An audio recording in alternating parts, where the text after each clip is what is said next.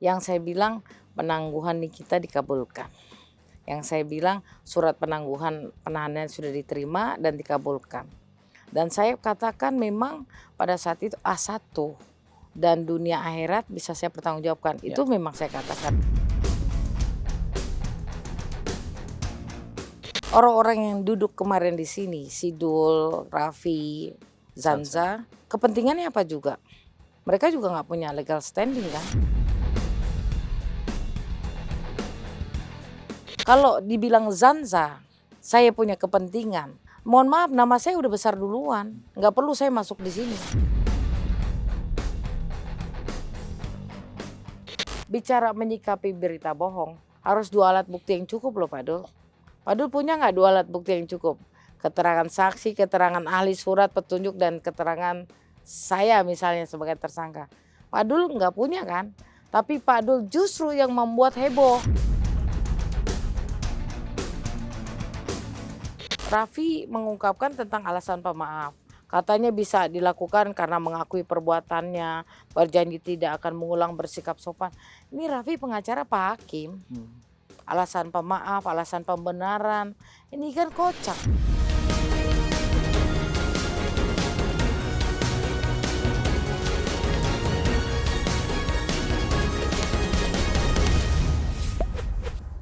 Oke, pemirsa cumi-cumi.com. Kalau pemirsa semua lihat video spesial interview beberapa hari yang lalu, ada tamu kita di sini, ada Sansabella, ada Bang Dul, pengacara juga, ada Bang Raffi di sini gitu.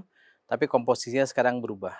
Kenapa berubah? Karena pada saat episode itu cukup banyak mereka menyebut nama Kak Sil gitu ya.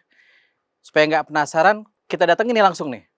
Kak Sil, Kak, makasih ya udah datang ya. Makasih Kak Sil, sudah diundang. to the point aja deh. Nama Kak Sil di episode kemarin itu berkali-kali disebut. Berkaitan dengan masalah yang lagi heboh pasti Nikita Mirzani gitu ya. Yang agak membuat kita semua harus memanggil Kak Sil adalah pada episode itu dikabarkan bahwa Kak Sil menyebut Nikita akan bebas. Ya kan, malah sampai bilang di catatan kita tuh A1 infonya.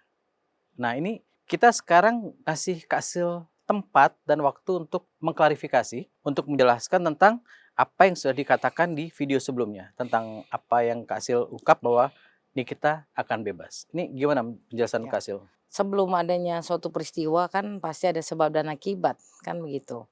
Nah, pertama-tama saya sangat teramat tertarik dengan kasus Nikita Mirzani ini, dan kemudian setelah saya pelajari, saya analisis, saya teliti terhadap kasus ini, saya masuklah ke room Komal. Ya. Namanya Komal ya, room TikTok itu Komal. Saya sifatnya mengedukasi walaupun saya ini pendukung Nikita. Namun saya tidak pernah, katakanlah kalau di Komal itu bahasanya menyerang Reza Gladys, Zanza Bella, Raffi, Fitri Sahulteru dan sebagainya. Tugas saya hanya mengedukasi gitu kan. Nah, sambil mengedukasi demikian kan kita berteman banyak nih, berteman banyak. Ada teman-teman yang datang ke PN. Saya sudah 2 kali datang ke PN bahkan.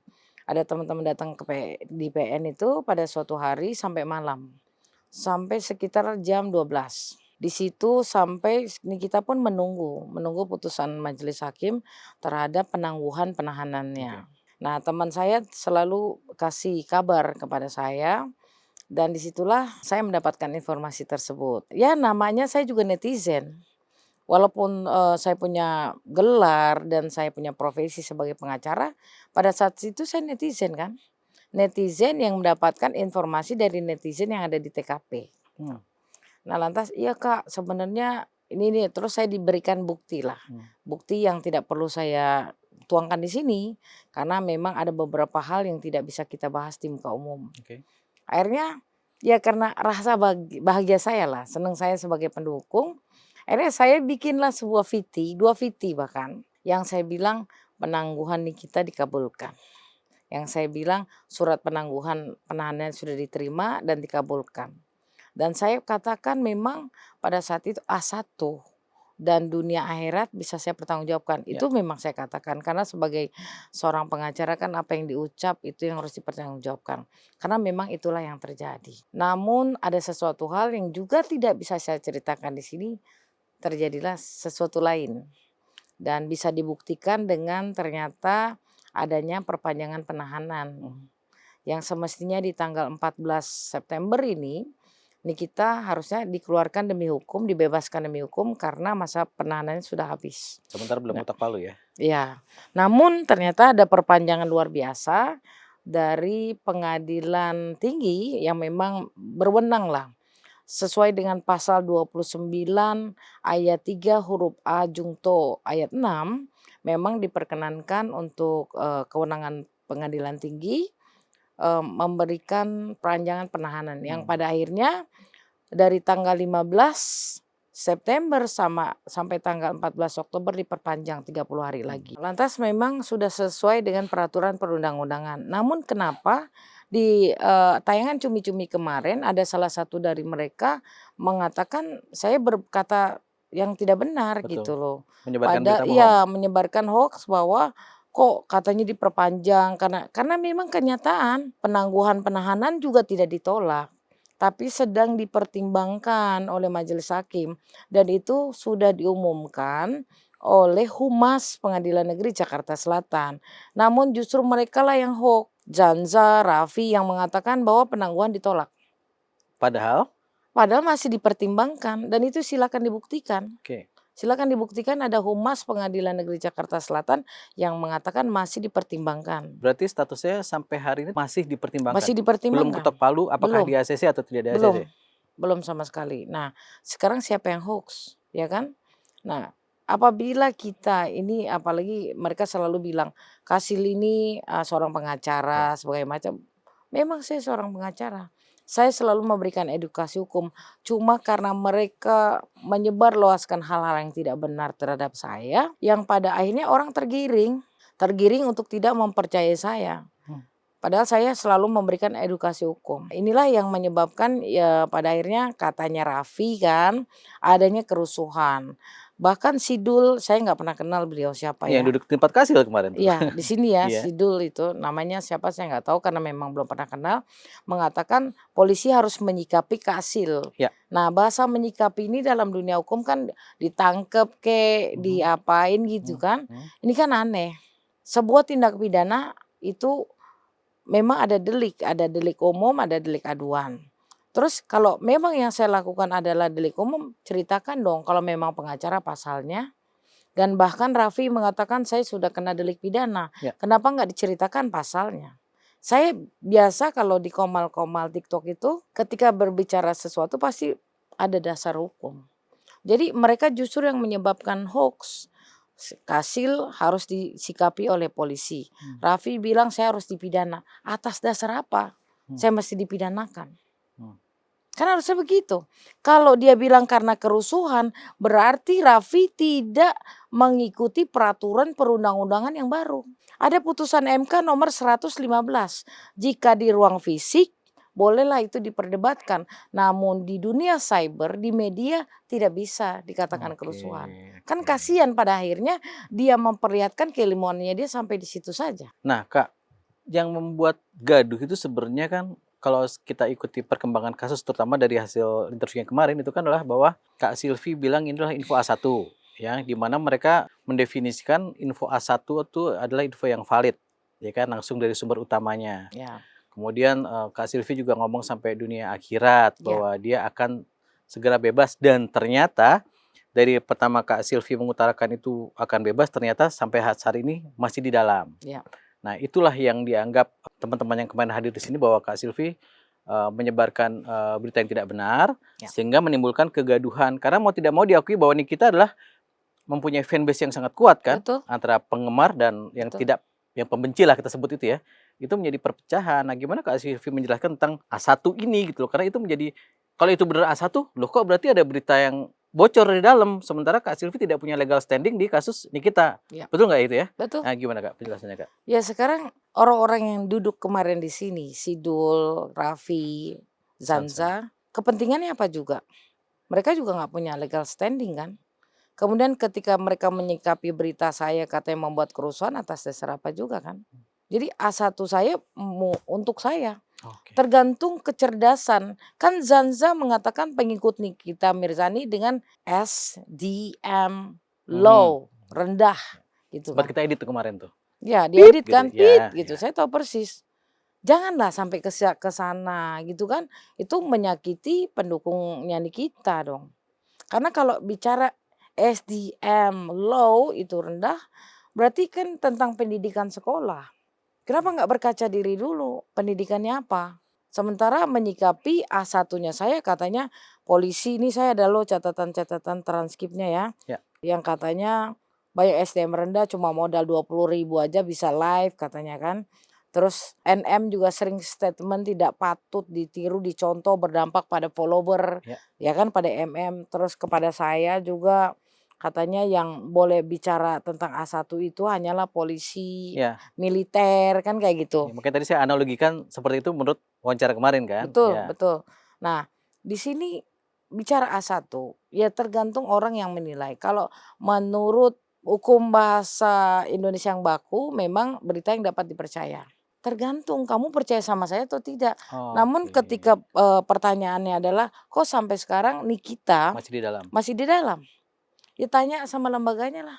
Karena kalau saya bicara beritanya itu benar bahwa sudah ditandatangani oleh kan 3 nih, 3 lembaga yang harus tanda tangan terhadap penangguhan penahanan.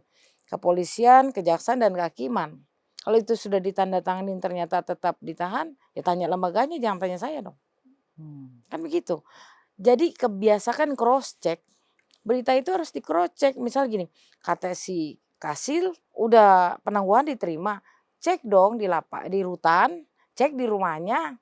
Kalau dia percaya begitu saja berarti yang SDM low-nya siapa? Saya atau mereka yang mendengarkan. Kan begitu. Semudah itu. Terus kalau bicara hanya militer yang ngomong A1, dia sendiri ngomong A1 terus, bukan militer. Terus di mana salahnya saya coba? Harusnya kan cross check. Kalau merasa dirinya benar, kalau merasa dirinya tidak SDM low, tidak rendah, ya cross check. Berarti kan diperlihatkan, dipertontonkan mereka hanya mau menyerang saya. Ada apa dengan saya diserang? Karena saya selalu memberikan edukasi di Komal-Komal yang menurut pihaknya si Raffi Zanza CS ini menyulitkan mereka untuk memberikan pemahaman Nikita bersalah. Segampang itu sebetulnya. Mereka hanya ingin memenjarakan Nikita. Sementara ini adalah negara hukum. Proses masih berlangsung di sidang pengadilan. Saatnya sekarang pemeriksaan saksi, ahli. Ya, alat bukti kan ada 5 menurut KUHP 184. Keterangan saksi, keterangan ahli, surat petunjuk, keterangan terdakwa. Dan semua itu harus diuji di sidang pengadilan. Karena apa? Pasal 183 KUHP, hakim tidak boleh mempidanakan seseorang jika tidak dengan 2 alat bukti yang cukup yang diyakini oleh hakim. Cara meyakinkannya bagaimana? Semua barang bukti fisik, saksi, ahli, video, rekaman dan sebagainya harus dihadirkan. Ya. Harus diperlihatkan di muka sidang, harus diperiksa dan harus diuji. Itulah keyakinan hakim harus dari Dan sana. sekarang sedang berlangsung di persidangan. Di persidangan. Oke. Kasil, saya boleh minjem istilah Kasil ya? Ya. Tadi kan Kasil bilang bahwa mungkin mereka hanya ingin menunjukkan bahwa membuktikan bahwa Nikita bersalah gitu Ya. ya. Boleh nggak kalau saya balik gini, mungkin Kak Asil juga hanya ingin menunjukkan bahwa Nikita tidak bersalah. Apa kepentingan Kak Asil di hal ini, di kasus ini Kak Asil? Jangan-jangan, mohon maaf harus saya tanyakan, jangan-jangan Kak Asil punya kepentingan lain di kasus ini sehingga begitu ngotot bahwa Nikita tidak bersalah dan harus bebas gitu. Jadi begini, kepentingan seorang pengacara itu adalah kepentingan umum. Di mana saya hanya memberikan edukasi. Saya melihat adanya kejanggalan-kejanggalan. Oke. Kalau dibilang Zanza, saya punya kepentingan. Mohon maaf, nama saya udah besar duluan. Nggak perlu saya masuk di sini. Karena saya hanya menuangkan telaah hukum saya, penelitian saya, kajian ilmiah saya terhadap sebuah perkara. Bukan hanya perkara Nikita kok. Jadi nggak ada kepentingan saya. Kalau ternyata saya dikenal, ya alhamdulillah. Karena saya dikenal selalu memberikan edukasi. Bukan dikenal nyinyir, bukan dikenal membusukkan orang, memburukan orang, menghinakan orang, tidak. Tapi terhadap perkara hukum saya. Jadi kalau ada yang tidak suka saya masuk ke dalam perkara nikita ini, karena semua edukasi hukum saya adalah tentang kejanggalan-kejanggalan terhadap perkara ini. Perkara ini hanya 2 fundamentalnya, yaitu percakapan dan duit 4 miliar, nggak usah jauh-jauh, betul kan? Jadi kalau saya dibilang cari nama, host tahulah Ya. Nah, perkara apa saja yang besar yang pernah saya tanganin, kan betul kan gitu. yang Subang tuh kan? Iya Nah, kan? ya Kak Sil, menarik kita ngomongin soal, Kak Sil lah ya. Karena kemarin Bang Dul, Bang Raffi gitu nyebut bahwa ada kode etik lah supaya diproses di organisasinya. Ya. Bahkan, Bang Raffi bilang bukan hanya kode etik, ini Hmm. bisa jadi pidana menyebarkan Ya. berita bohong gitu. Apakah Kak Sil melihat bahwa orang akan menjadi tidak percaya dengan Kak Sil karena apa yang Kak Sil ungkap kemarin bahwa ini kita bakal bebas segala macam tidak menjadi kenyataan, nanti dibilang Kak Sil bohong gitu, pembohong gitu. Ya, istilah bohong itu adalah orang-orang yang merasakan dirinya dibohongi, Oke. ya kan? Orang itu khawatir dengan berita saya. Kalau Nikita bebas gimana nasib saya nih? Selama ini saya menjelekkan Nikita. Saya tidak suka Nikita keluar. Kembali kepada kepentingan sih. Bohongnya di mana? Tergantung yang menilainya siapa. Kan gitu. Kalau masalah kemudian saya tidak lagi dipercaya, ya nggak apa-apa juga toh. Karena kalau percaya sama saya musyrik. Percayanya bahwa hukum di negara ini harus ditegakkan. Itu harus percaya seperti itu. Saya memberikan edukasi karena saya menilainya terhadap perkara ini bahwa ada kejanggalan, ada yang salah, dan saya memberikan paparan hukum terhadap pasal-pasal yang didakwakan. Ini kan luar biasa. Ada 3 undang-undang yang didakwakan kepada Nikita. Yang pertama pasal 45 ayat 10 Jungto, pasal 27B ayat 2 UU ITE. Hmm. Yang kedua 369 KUHP. Yang ketiga pasal 3, pasal 4, pasal 5 UU TPPO. 3 undang-undang, kan luar biasa. Gimana saya nggak tertarik sebagai orang hukum untuk menyimak dan kemudian bukan hanya menyimak, kalau orang hukum ini biasanya menelaah, kajian hukum, menganalisa, ada apa sih sebetulnya. Ternyata saya berkesimpulan ini hanyalah tentang sebuah percakapan yang kemudian menjadi duit 4 miliar. Benar nggak? Itu. Dan kalau orang luar bilangnya ini pemerasan, kemudian apalagi lah TPPU kayak gitu kan. Kan orang luar ya biasa aja. Cuman saya khususnya, saya magister ya, bukan hanya sarjana saja. Melihatnya karena kita seringnya bikin makalah, setiap minggu bikin makalah 7, 8 makalah, ya kita teliti lah. Ternyata ketemu sama saya gitu. Betul. Bahwa apa yang di pemerasan-pemerasan, bahkan saya lihat kok VT-VT di TikTok yang lama-lama di tahun 2024 pertama kali ini kita ditersangkakan ini. Saya menilainya orang bicara pemerasan ternyata memang selama 4 bulan, 120 hari Nikita ditahan di rutan Polda Metro Polda Jaya. Metro.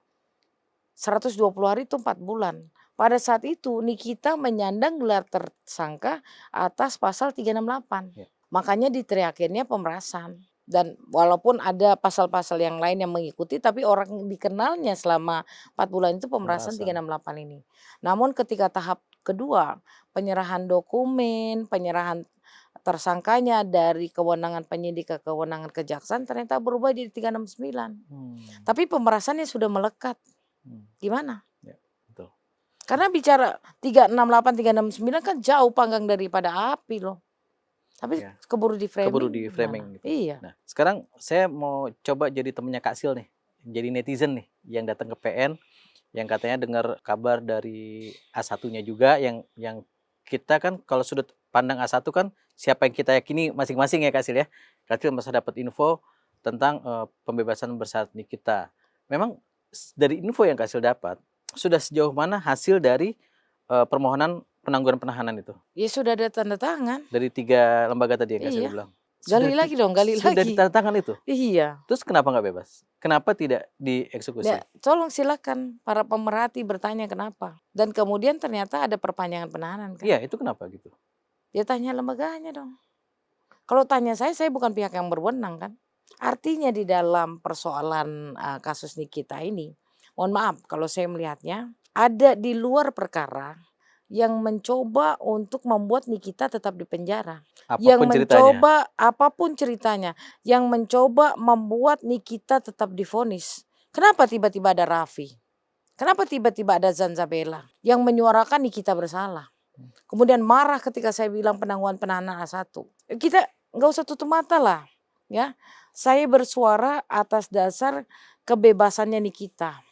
Nikita itu berhak membela dirinya dan majelis hakim harus mempersilahkan seorang terdakwa membela dirinya seluas-luasnya.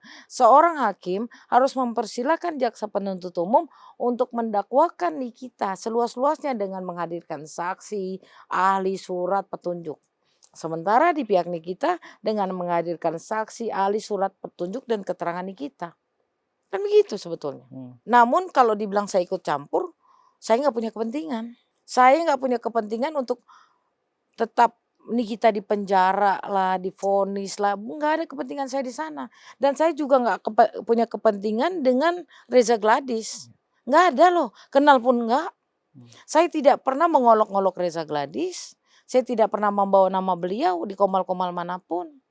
Saya hanya ingin bahwa keadilan diterapkan di negara ini. Bagaimana bisa 368 selama 4 bulan, ini penyidik ngapain aja 4 bulan 368, ketika diserahkan tiba-tiba berubah 369. Coba bayangkan, kalau nggak ada yang janggal apalagi. Makanya saya mencoba menelaah. Agak ngeri-ngeri juga nih ngobrol sama Kak Asil di sini hari ini. Karena menurut keyakinan Kak Asil, info dari A1-nya Kak Asil sudah penangguhan penahanan tadi sudah ditandatangani, tapi tidak Tidak dilaksanakan. jadi. Ya kan, tidak Tidak tapi jadi. sudah tandatangani. Iya. Nah, kita orang awam nih mau tanya, kalau sesuatu yang sudah ditandatangani terus tidak dilaksanakan? Ya sebenarnya kan diumumkan harusnya di persidangan, kan belum diumumkan. Kan kalau udah jadi berarti tanda tangan nih. Betul. Tapi sesuai dengan hukum acara pidana kan harus diumumkan. Gitu, tapi kan belum diumumkan. Akhirnya ada gejolak di dalam itu. Saya cuma pesan gini lah Bang, ini kunci saya lah ya. Sebagai aparat penegak hukum ini ada 4 ya Bang. Hakim, jaksa, penyidik, dan pengacara. Kita ini tolong Pancasilais lah. Kita ini tolong amanah terhadap bangsa dan negara ini. Saya juga minta tolong takutlah akan api neraka Bang. Jadi ketika hak seorang terdakwa tidak bisa didapatkan, ada sesuatu di dalamnya. Apabila seorang penegak hukum sudah mengatakan ya, kemudian berubah pikiran, ada apa? Coba pikirkan matang-matang.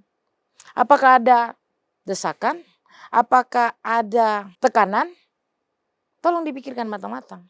Kenapa saya begitu tertarik dengan peristiwa Nikita ini? Ini artis saja yang banyak duitnya diginiin Bang. Apalagi rakyat kecil Bang. Rakyat kecil apa kabar? Kalau kita bicara kasus Nikita ini kan kasus pidana. Tiba-tiba ada yang protes, Nikita soal mulutnya nyinyir. Nikita milih, tolong dibedakan antara kasus pidana dengan karakter orang. Kan nggak boleh. Karena tidak suka. Atau tolong dibedakan, ini pernah dekat sama Nikita. Kemudian dia benci sama Nikita. Udah pokoknya Nikita harus dipenjara. Ya nggak bisa dong Bang. Hukum pidana kalau sudah di pengadilan ikut hukum acara pidana. Pembuktian secara KUHP-nya gimana? Pembuktian atas dasar alat bukti pasal 184. Apakah keterangan saksi korban sesuai dengan BAP-nya yang kemudian dituangkan menjadi dakwaan? Saksi loh, keterangan saksi bukan saksi-saksi. Keterangan saksi. Apabila keterangan saksi korban tidak sesuai dengan keterangan ahli, tidak sesuai dengan surat, tidak sesuai dengan petunjuk, tidak sesuai dengan keterangan terdakwa, artinya kesaksian ini berdiri sendiri. Pasal 185 ayat 2 KUHP, satu orang saksi bukanlah saksi. Bahasa kerennya unus testis nullus testis. Berdiri sendiri. Inilah kasta nomor 1 Bang. Keterangan pelapor ketika menjadi dakwaan menjadi keterangan korban, saksi korban. 90% isi di dalam dakwaan kan atas keterangan dia. Betul. Dibarengi dengan petunjuk. Petunjuknya apa? Barang bukti fisik. Sebagai orang luar yang tidak punya legal standing terhadap perkara ini, saya ngintipnya di mana sih Bang? SIPP PN Jakarta Selatan. Klik aja itu pidana umum.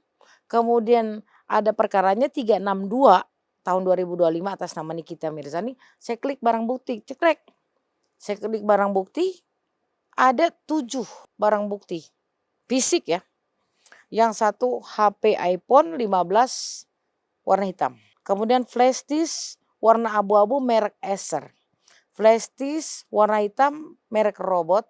Akun WhatsApp, transkrip percakapan WhatsApp, bukti transaksi dan bukti transfer 7 Bang. 5 diantaranya ini alat bukti digital Bang. Alat bukti digital inilah yang saya duga menjadi dakwaan. Betul.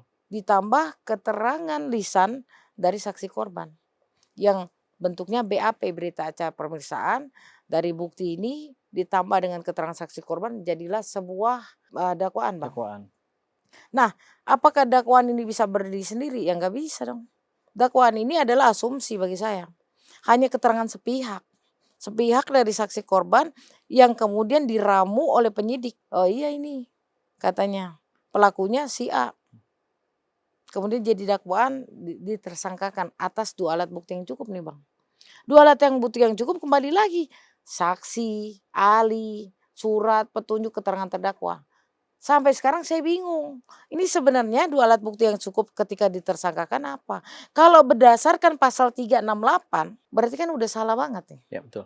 Karena 368, 369 nih alatnya adalah ancaman nih Bang.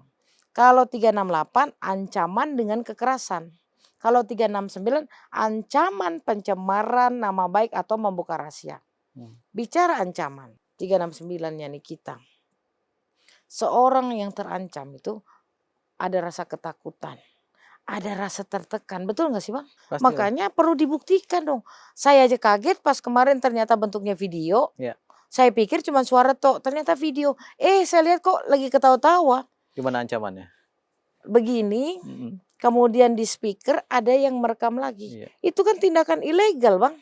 Tindakan merekam diam-diam itu ilegal Bang, secara UITE. Ketawa-tawa, di mana ancamannya? Mail, kan begitu dengan suara lembut. Memang kan DRG ini suaranya lembut ya saya akui ya. Mail, tolong Mail.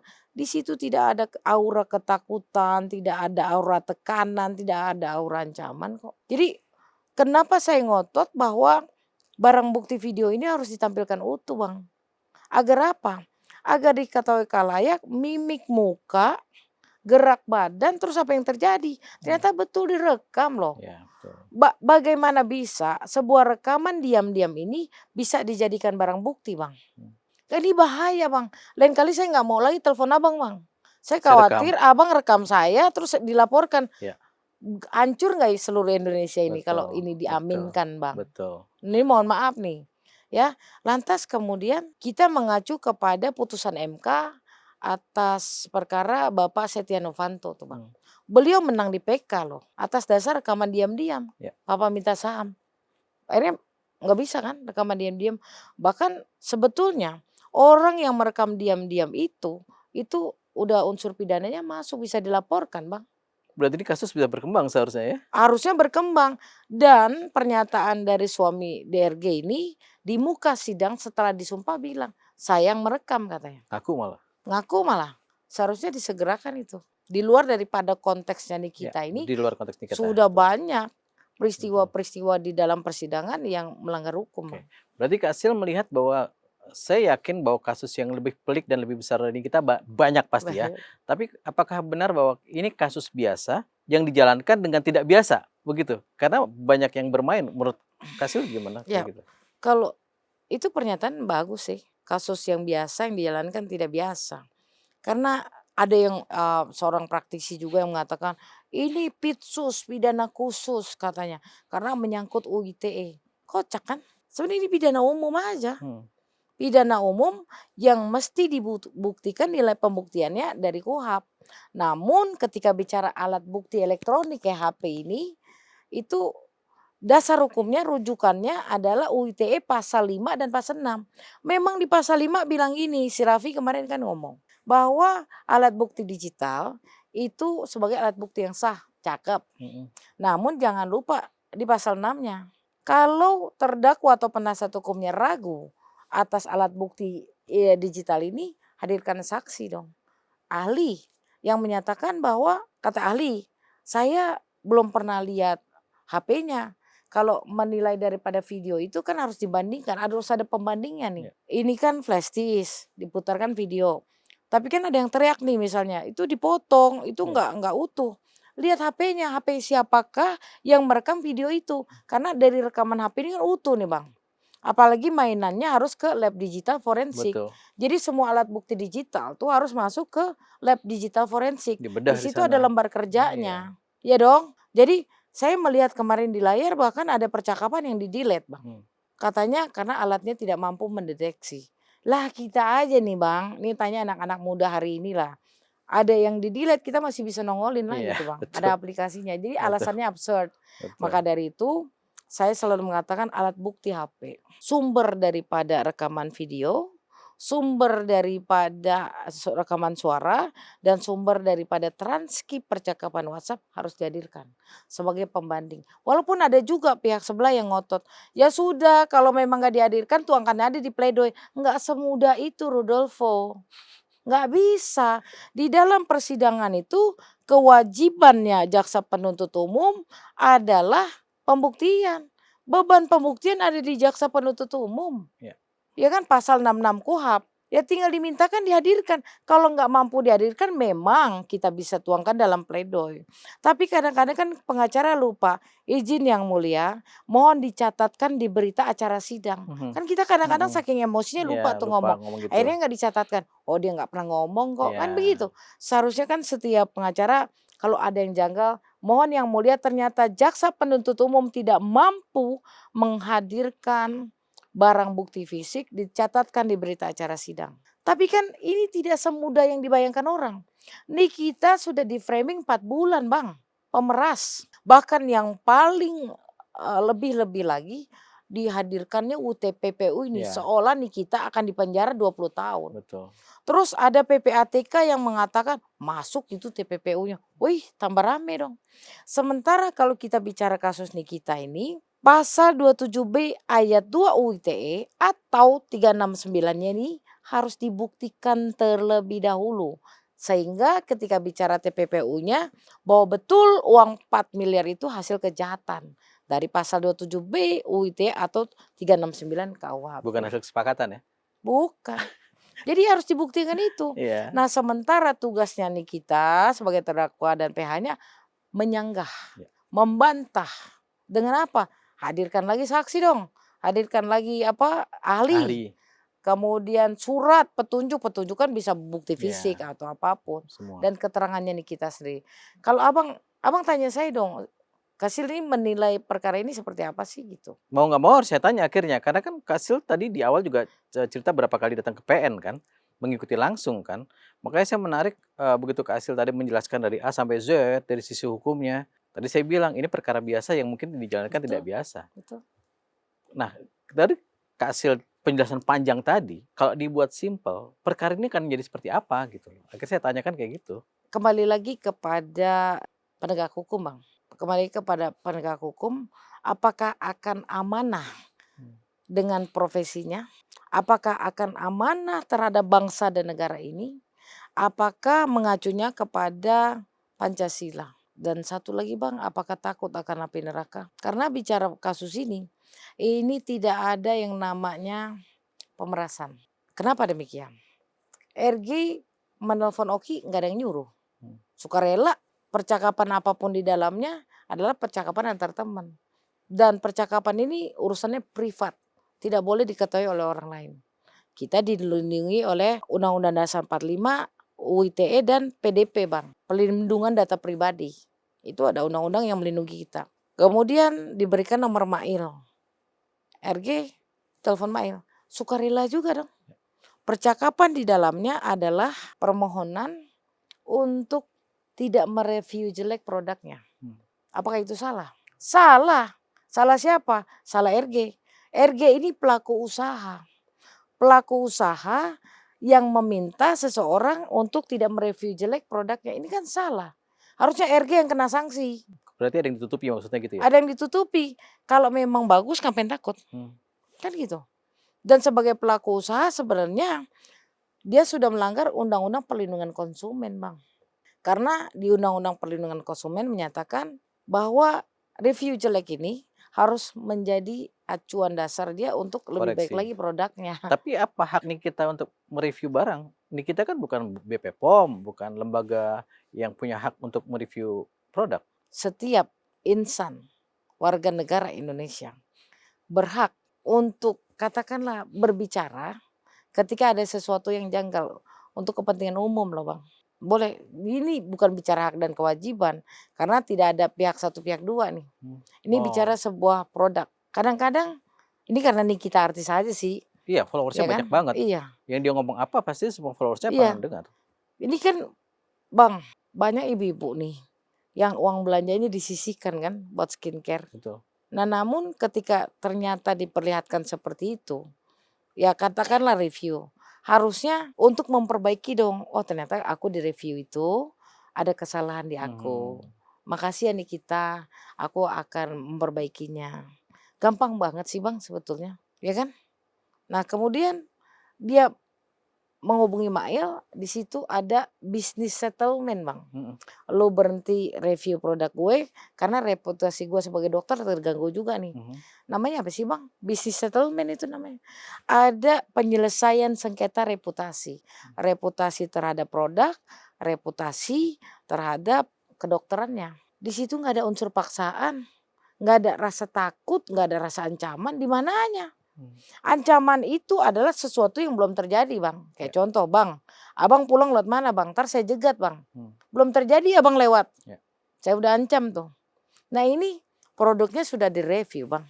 Terus kaitannya dengan reputasi RG sebagai dokter dengan produk ini apa? Produk ini adalah sebuah usaha yang dibuat oleh pelaku usaha. Mau itu dokter, mau itu insinyur, pokoknya dia punya produk ini kan. Nggak ada kaitannya dengan reputasinya dia sebagai dokter dong.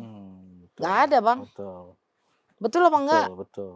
Jadi kalau dibilang ini pemerasan makanya saya bilang ini hal yang biasa yang dibikin luar biasa. Mmm.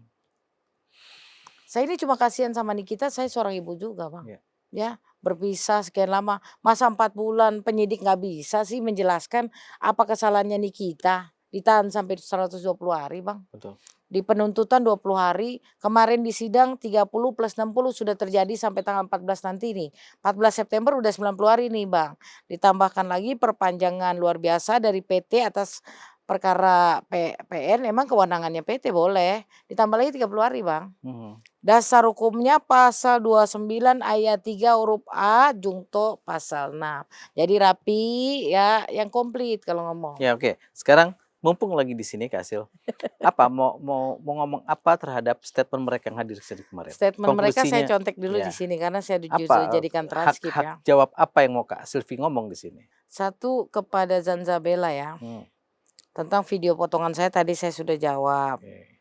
Terus nih kita sudah ada di rumah malam mingguan, kan saya Betul. bilang, karena saya begitu dihujatnya sama, pemirsa lah, saya bilang, "Aduh kenapa sih kalian ribut nih, kita sudah sama anak-anak sudah di rumah sudah makan enak." Ya, Saya betul. begitu ngomongnya, ya kan? Biar meredam aja nih. Kalau orang baik alhamdulillah, kalau orang tidak baik, "Wah bohong lo. Nah kalau memang saya bohong, ke rumahnya sana, kan gitu loh Bang, atau ke rutan sana dia ada di mana gitu.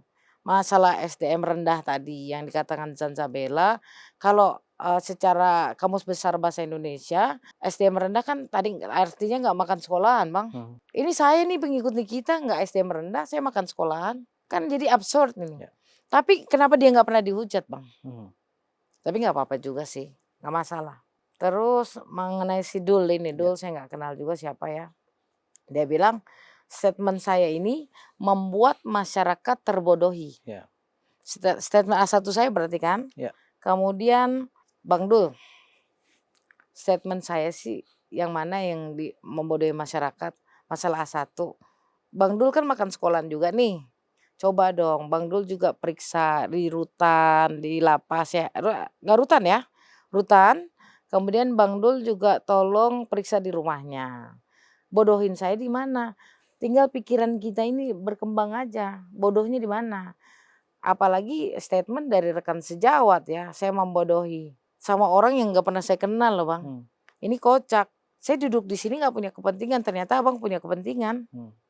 Kemudian saya dianggap sudah melampaui batas pengacara Ya. NM, ada sanksi oleh organisasi advokat Iya, yang saya tadi saya katanya. singgung tadi. Oke.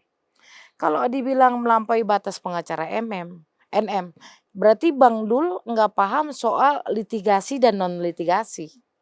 Kalau litigasi kan beracara di persidangan, Betul. ada nggak yang saya lampaui di situ? Kalau secara non litigasi, perkara ini sudah tidak ada non litigasinya, sudah naik ke litigasi. Di mana saya melampaui batas. Saya ini hanya seorang netizen yang memang pengacara yang memberikan pandangan hukum. Ada yang salah nggak? Apa kabarnya Bapak Mahfud MD? Yusril Iza Mahendra nggak boleh gitu Pak Dul? Mereka mengeluarkan pendapat hukumnya kan. Mengeluarkan pendapat hukum nggak boleh gitu Pak Dul? Gimana sih Pak Dul ini? Kemudian banyak yang mencari pansos katanya termasuk saya. Saya rasa saya sudah dikenal ya. Justru saya bingung nih, Pak Dul posisinya sebagai apa kemarin? Siapa yang Pak Dul bawa? Hmm. Kemudian apa yang dirugikan orang terhadap pernyataan saya dan Pak Dul ini, yang Pak Dul pikir dirugikan dari saya apa Pak Dul? Ya kan? Kemudian katanya akibat daripada itu NM. Nikita Mirzani merugi. Iya, secara Dirugikan. tidak langsung Kak Sil merugikan Nikita Mirzani, Iya. posisi Nikita Mirzani, iya. Ya sekarang Nikita Mirzani juga nggak merasa dirugikan kok. Ini bentuk doa kok dari saya, ya kan? Bahkan banyak pengikut Nikita Mirzani yang berkata amin ya Allah, disemogakan ya Allah, kan bentuk doa. Orang yang merasa dirugikan ada orang yang punya kepentingan Bang. Kalau nggak punya kepentingan pasti seneng-seneng aja loh. Terus katanya bahwa ini adalah delik umum, bahwa ini sudah terekspos.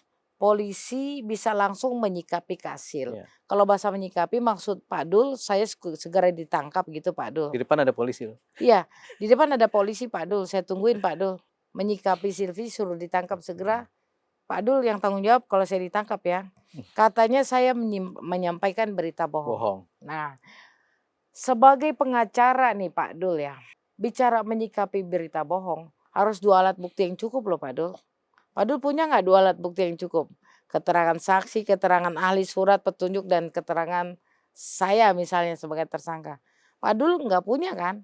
Tapi Pak Dul justru yang membuat heboh, menuduh saya berbohong. Itu pidana loh Pak Dul. Menuduh saya berbohong pidana. Kemudian apalagi ya Bang? Soal Raffi nggak ada komen? Ada. Merugikan Nikita, membuat gaduh, membabi buta. Di mana saya membabi butanya? Terus sudah. Raffi, di akun media sosial katanya saya tidak mencerminkan edukasi. Iya. Dengan kalimat saya A1. A1 dengan urusannya edukasi kan jauh panggang dari api nih Bang. Justru yang tidak pernah mengedukasi Raffi sendiri. Nanti saya kasih videonya. Banyak sekali yang tidak mengedukasi. Raffi kompor. Raffi tukang melebih-lebihkan sesuatu. Raffi menghinakan. Dia selalu bilang orang yang nggak paham hukum nggak usah ngomong hukum. Tapi di sini beda lagi. Semua orang harus paham hukum. Artinya paham hukum begini Raffi. Lu tahu perbuatan itu salah jangan dilakukan. Bukan berarti harus paham hukum itu menelaah hukum, mengkaji hukum, ya salah. Hanya orang yang belajar hukum lah yang bisa menelaah. Bukan serta-merta orang paham hukum ya wajib lah bicara hukum gini, ya salah besar nggak? Harus orang yang sekolah, makan sekolahan Zanza juga nih. Kemudian katanya tentang Nikita, posisi Nikita ada di rumah dikuatkan katanya tembok di Zoom. Tembok di belakang Zoom. Ini kan keluar dari seorang pengacara loh. Kan saya cuma bilang, lihat aja temboknya. Ini kan cuma narasi saya doang. Tapi otaknya dia yang menyimpulkan gak benar. Seolah-olah saya menyatakan dia di rumah kan. Temboknya kayaknya beda ya, bukan tembok rutan. Saya aja gak pernah ke rumahnya Nikita. Kemudian dia yang menyimpulkan sendiri Nikita di rumah kok, bukan saya. Lantas katanya berkaitan sanksi. Ada UU ITE menyampaikan informasi tidak benar mengakibatkan kegaduhan. Tapi dia sendiri tidak mampu mengungkapkan dasar hukum UU ITE itu. Lantas kegaduhan apa yang saya buat? Ya. Kemudian katanya saya harusnya mengedukasi normatif. Raffi menuduh saya tidak bertanggung jawab. Ini lucu nih, yang ngomong pengacara loh. Pengacara harus ngomong berdasarkan dasar hukum dan 2 alat bukti yang cukup kan Bang? Harus dong Bang. Kemudian saya katanya menimbulkan perpecahan. Terus zaman sekarang udah canggih, prosedurnya bisa searching Google. Raffi memang terkenal pengacara Google, Bang. Kalau debat sama saya, sama siapapun, "Lu Google dong, buka tuh Google Google." Ini mohon maaf, Bang, saya magister hukum, konsentrasi hukum militer. Saya sudah dites, tesis saya oleh Profesor Jimli Asidiki, Teguh Prasetyo, Gayus Lumbuun, Romli Kartasasmita, Hikmananto, dan lain-lain. Masa saya disuruh buka Google? Kan nggak balance sih, Bang. Seseorang yang sudah diuji oleh profesor suruh buka Google. Kemudian ini yang ngaco terhadap Raffi ini, katanya ancaman hukuman Nikita itu ada 2, ada alasan pembenaran dan alasan pemaaf. Yang namanya hukum acara pidana tuh, Bang, ya, mengenai pembuktian. Pembuktian di persidangan. Alat bukti semua itu harus dihadirkan, harus diperiksa, harus diuji, begitu caranya. Bukan Bukan karena alasan. pemaaf, bukan karena alasan. Katanya Nikita sudah aja minta maaf, mengakui kesalahannya. Dia mau jadi hakim berarti itu, Bang, bukan pengacara. Kalau pengacara berdasarkan 2 alat bukti yang cukup, Bang. Ini Raffi bicaranya pembenaran apa, panjang lah. Menyebut Profesor Otto segala, kebetulan ketua umum saya juga di Pradi, yang katanya Profesor Otto katakan ketika ada pengacara yang di pikirannya kebebasan klien akan tersesat dengan pemikirannya sendiri. Iya. Bang, nafasnya seorang pengacara adalah kebebasan klien, Bang. Nafasnya pengacara. Kita sidang untuk membuktikan klien kita tidak Tidak bersalah. bersalah. Cuma satu yang nggak boleh, menjanjikan kebebasan. Ya. Tapi nafas kita kebebasan. Gimana bisa dibilang katanya kita tersesat dengan pemikiran kita sendiri? Ini hukum acara pidana loh. Kemudian Raffi bilang ada pembenaran yang sampai saat ini Nikita tidak membantah adanya dugaan pemerasan. Karena ketika lihat di fakta persidangan yang dibicarakan hanya seputar produk dan lupa bahwa ini sidang bukan sidang produk. Sementara di Komal-Komal dia bilang, "Lihat dong surat dakwaannya, surat dakwaannya tentang produk, Produk. apaan lagi dong?" Nah, yang sesat ini sebenarnya siapa? Terus dia menantang, pertanyaannya bagaimana proses kesepakatan itu terjadi? Ya buka dong, buka barang bukti fisik, buka HP, buka rekaman suara, buka rekaman video, transkrip percakapan, buka, bisa dilihat. Harus loh, Bang. Semua barang bukti fisik harus diperlihatkan. Walaupun ada undang-undang yang mengatakan kalau itu tidak dibuka udah tuangkan aja dalam pledoi. Semudah itu kan nggak asik, Bang. Bukan itu Rudolfo gitu ya? Bukan itu Rudolfo. Syaratnya harus dihadirkan loh. Pasal 185 angka 1 dan seterusnya. Terus pasal 183 memerintahkan majelis hakim tidak boleh mempidanakan seseorang kalau tidak dengan 2 alat bukti yang cukup sesuai keyakinannya. Jadi keyakinan hakim itu bukan karena dia suka dan tidak suka sama Nikita, tapi keyakinan hakim terhadap alat bukti. Mana sekiranya 2 alat bukti yang cukup ini? Apakah keterangan saksi? Apakah keterangan ahli? Apakah surat petunjuk? Apakah keterangan terdakwa? Harus diantara itu, bukannya karena suka dan nggak suka. Minimal 2 ya? Minimal 2 dari 5 itu. Oke. Makanya yang saya heran, Raffi mengungkapkan tentang alasan pemaaf. Katanya bisa dilakukan karena mengakui perbuatannya, berjanji tidak akan mengulang, bersikap sopan. Ini Raffi pengacara Pak Hakim. Alasan pemaaf, alasan pembenaran, ini kan kocak. Kita ini kalau pengacara nggak usah jauh-jauh dari 2 alat bukti yang cukup. Bagaimana 2 alat bukti yang cukup menjadi nilai pembuktian yang sah di mata hukum? Kalau mengenai KUHP, ini adalah alat bukti bentuk fisik. Betul. Kalau mengenai UU ITE rujukannya itu alat bukti digital. Digital. Semudah itu. Jadi nggak ada alasan pembenaran, alasan maaf, aduh. Susah. Raffi. Oke.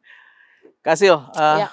kita ngundang Kasil kan karena kita kasih panggung untuk kasih tempat untuk memberi hak jawab ya Ya. terhadap video kemarin. Ternyata hari ini Kasil sudah hadir menjelaskan semua menurut POV-nya Kasil. Makasih banget. Karena biar bagaimanapun kita harus berimbang. Kasil sudah bicara di sini menjelaskan bahwa malah bukan hanya hak jawabnya Kasil, sampai konstruksi hukumnya Kasil detail banget ceritain ke kita. Dan ini proses masih berjalan. Kita berdoa saja semoga ini kita memperoleh hak hukum seadil-adilnya. Betul. Kalau salah ya salah, kalau benar ya dibebaskan. Betul, sepakat. Biar proses hukum yang berjalan Kasil ya. Sepakat. Dan semoga teman-teman di luar juga punya banyak insight nih, punya banyak masukan tentang apa yang terjadi.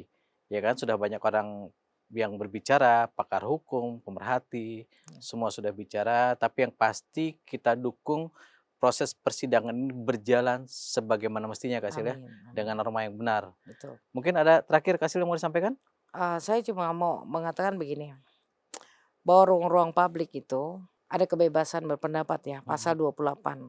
Namun ketika digunakan untuk menghujat, menghina, memfitnahkan, walaupun ada pasal yang mengatur keributan ya di ruang publik ini tidak bisa dipenjara, namun ketika mengandung unsur fitnah, unsur pencemaran nama baik itu bakalan kena juga Bang, itu pesan saya.